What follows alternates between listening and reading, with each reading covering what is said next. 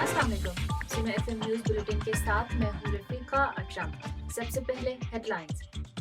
Liberal department Gilgit میں تمام private اسکولوں میں ملازمین کی کم سے کم تنخواہیں 40,000 مقرر کرنے کی ہدایت کر دی ہے۔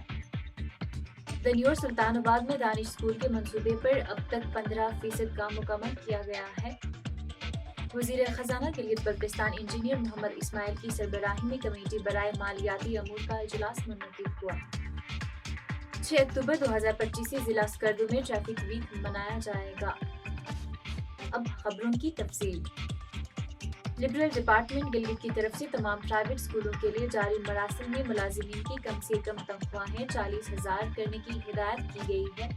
گلگت بلتستان حکومت نے نجی تعلیمی اداروں میں کم از کم تنخواہ کے نفاذ کے لیے اہم اقدام اٹھا لیا۔ ڈائریکٹوریٹ آف انڈسٹریز لبرل اور کامرس گلگت بلتستان کی جانب سے جاری کردہ نوٹیفیکیشن کے مطابق مالی سال 2025-26 کے لیے کم از کم ماہانہ تنخواہ 40,000 روپے مقرر کر دی گئی ہے۔ دنیور سلطان آباد میں دانش اسکول کے منصوبے پر تیزی سے کام جاری ہے۔ اس منصوبے کا اب تک 15% کام مکمل کیا گیا ہے، جبکہ یہ منصوبہ آئندہ سال نومبر تک مکمل کرنے کا ہدف رکھا گیا ہے۔ دانش اسکول میں گلگت بلتستان کے متوسط اور غریب طبقے سے تعلق رکھنے والے طلبہ و طالبات کو دور جدید کے تقاضوں کے مطابق معیاری تعلیم فراہم کی جائے گی، اور اس اسکول میں ششم سے 12ویں جماعت تک طلبہ و طالبات کو الگ الگ سیکشنز میں پڑھایا جائے گا۔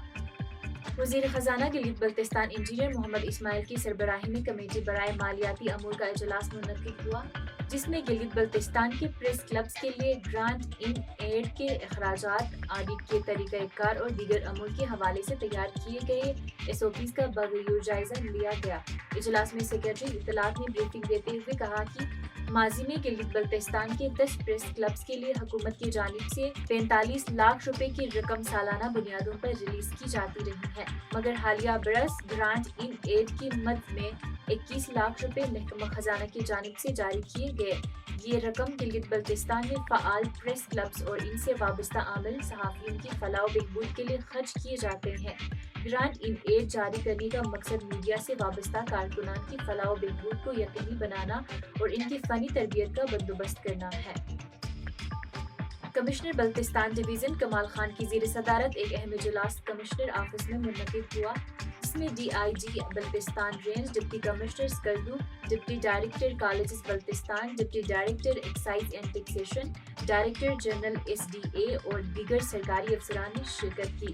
اجلاس میں فیصلہ کیا گیا کہ 6 اکتوبر 2025 سے ضلع اسکردو میں ٹریفک ویک منایا جائے گا۔ اس دوران تعلیمی اداروں میں آگاہی سیشنز منعقد کیے جائیں گے، جبکہ طویل روٹس پر سفر کرنے والے ڈرائیورز کے لیے محکمہ excise and taxation department Skardu اور ٹریفک پولیس کی جانب سے خصوصی آگاہی نشست کا اہتمام کیا جائے گا۔ مزید برآں ٹریفک قوانین پر عمل درآمد کو یقینی بنانے کے لیے ضلع اسکردو میں خصوصی مہم چلائی جائے گی، جس کے تحت سیاہ شیشوں، جعلی نمبر پلیٹس اور فینسی لائٹس والی گاڑیوں کے خلاف کارروائی عمل میں لائی جائے گی۔ معاون خصوصی برائے اطلاعات ایمان شاہ نے ہنزہ کے مختلف علاقوں مرتضی آباد اور علی آباد کا دورہ کیا۔ اس موقع پر انہوں نے عوامی نمائندوں اور اہل علاقے سے ملاقاتیں کیں اور مختلف علاقائی مسائل پر تبادلہ خیال کیا۔ اہل علاقہ نے تعلیم، صحت، پینے کے صاف پانی اور رابطہ سڑکوں کو خستہ حال سمیت دیگر عوامی مسائل سے معاون خصوصی ایمان شاہ کو آگاہ کیا۔ معاون خصوصی ایمان شاہ نے مقامی مسائل کی توجہ سے سنا اور متعلقہ اداروں سے رابطہ کر کے حل کو یقین دہانی کرائی۔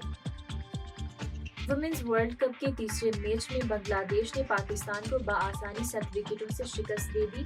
کولمبو میں کھیلے گئے میچز میں بنگلہ دیش نے 120 رنز کا تعاقب 3 وکٹوں کے نقصان پر 31.1 اوورز میں پورا کیا۔